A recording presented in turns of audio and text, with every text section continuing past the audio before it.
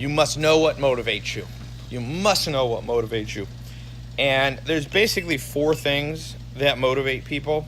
People do not like to admit this, but there's four basic human drivers. I've run this by a lot of smart scientists, people smarter than me. Pretty much all agrees that this is a decent way to think about motivation. I had one person disagree. He thought there was five, but I think he's wrong. And other smart people agreed with me. So the four M's of motivation. Know which of the four M's of motivation you are. I was on Logan Paul's podcast, and I did a little test, and I asked him, like, what motivates you? And I gave him a series of questions, and he answered very honest. I was impressed. He's motivated by the fourth M, which most people won't admit to. So here's the four M's, if you want to write them down. So the seventh rule of making it across the jungle to your first million is knowing how to motivate yourself, because or else, even if you have thick skin, even if you're working on your strength, you'll eventually just kind of go, why am I doing this? Okay.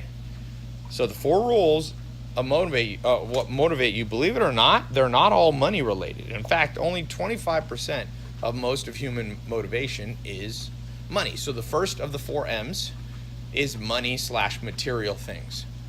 There is a part in most humans, not all, that we have inherited from our great-great-great-grandparents right through our DNA that makes us have a certain level of materialism. Be very careful if you meet somebody that won't admit they're a little bit materialistic. I meet people like that all the time. I'm just an entrepreneur because I care about legacy and I care about changing the world. BS.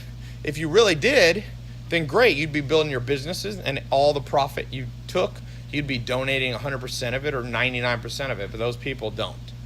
Because there's nothing wrong with having some motivation around the first M, which is money/material things. The second one is mating/love. Okay? People do a lot of stuff. In fact, Dr. David Buss, evolutionary psychologist, he tells me he thinks all motivation is around this thing. And but we won't go into that. Number 3 is movement/freedom. Okay? People are motivated by more freedom. They don't want to be tied down. They don't want to be told what to do. You see that even with little kids. You tell them what to do, and then they want to do the opposite. So that's deep in our psyche and our DNA. The fourth thing is mastery/status. Some people just want to be known. You're the man. You're the woman. Like, they just like acknowledgement from others. Again, nothing wrong with any of these four as long as they stay in balance. So here's a quick test. I'll allow you to right now write down which of the four M's motivate you, because once you know what motivates you, just this happened to me recently. I know my M's. I know what motivates me. And we're working on a big project. And, now I'm focused on businesses I think that can make 9 to 10 figures revenue. So me and my business partner, Alex, we were working on around a $300 million deal. It ended up not going through, but we're trying to buy a $300 million company. We're putting all the pieces together, bringing in some private equity and hedge fund people to do it with us, and I'm not going through. And on the way, I'm a human, you start going, ugh, why am I even doing this? Why? It was a pain in the butt, and it didn't work out. Well, I know my 4 M's, and I just started envisioning what motivates me. So what motivates me, by the way, is the third M, is my strongest. Every one of us is some motivation with all four, but my strongest is movement/freedom. And I just started thinking, well, Ty, the deal's over. It's time to travel. Travel to me. My grandma took me on a trip to Europe when I was 12. She's from Germany, and took me to England and Germany when I was 12. We also went to France for a second. We got kicked out of France. I was 12 years old, and my grandma was like 80 or whatever, and this was back, France had this weird rule about HIV. If you didn't have an AIDS test at the time, you could not get in to France we were coming from England on a boat, like a ferry across the channel. My grandma's like, I'm 80 and Ty is 12. We probably are not high-risk candidates, but believe it or not, France set us back. So at that time, I've been to France since, but I wasn't able to go to France. My point being, my grandma put the travel bug into me at a very young age. And for sure, the main reason I become an entrepreneur is because I love the freedom. I worked a little bit as a 9 to 5 job when I was 16 at a company called Office America, like Office Max. They went bankrupt years later, but I hated it. I remember looking at my watch every day. I'm like, I remember thinking, this has got to be the worst life ever, where all you do is look at your watch.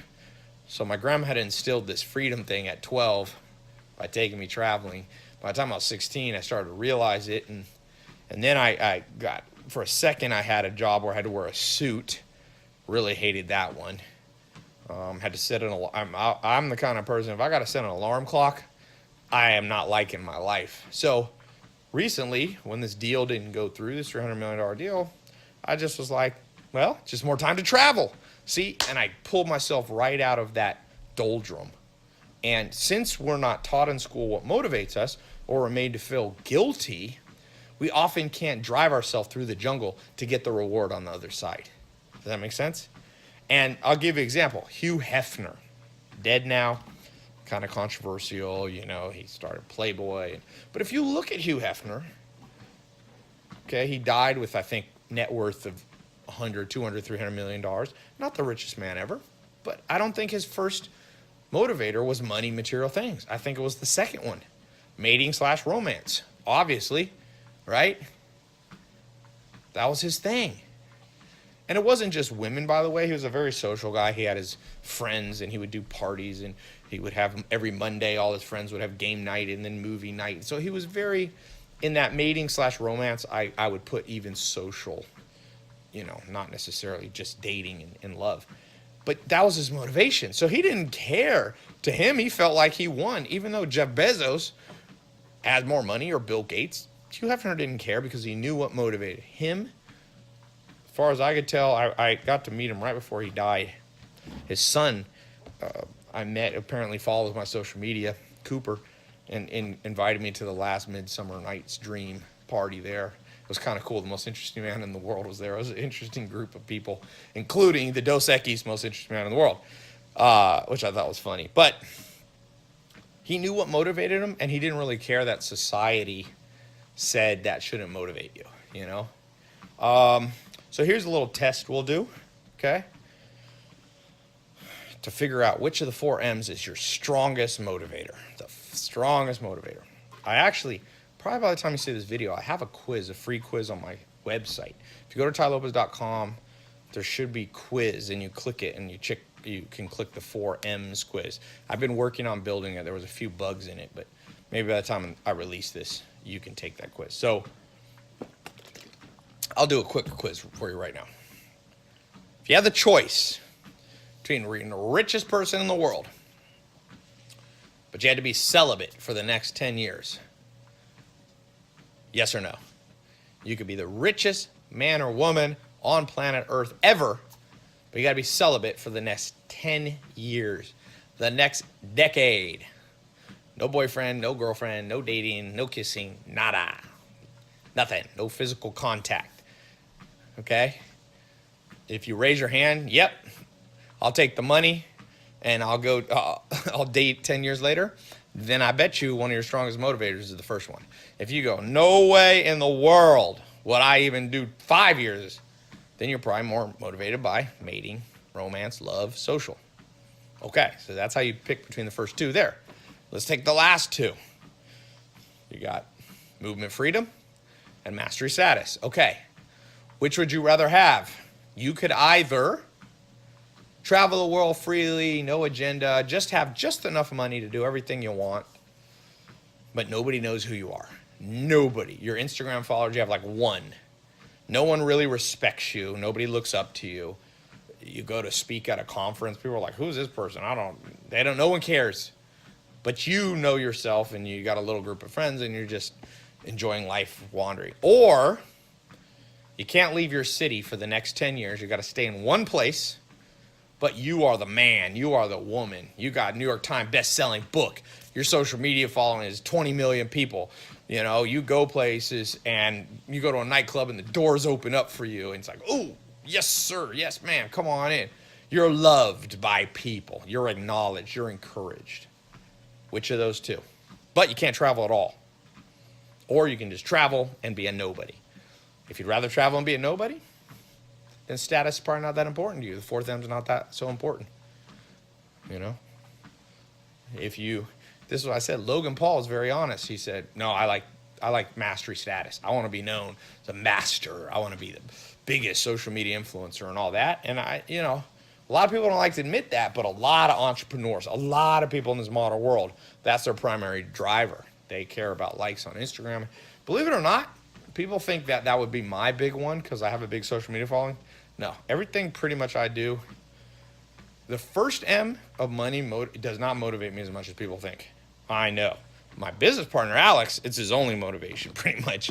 And the last one, if I could be a nobody but have all the freedom, I would take that without a doubt. So I would say mine is the second M and the third M, not the first and the fourth. Okay, that could be a whole nother topic, giving you introduction to this deep psychology of what will motivate you to actually get to the other side of the jungle, to your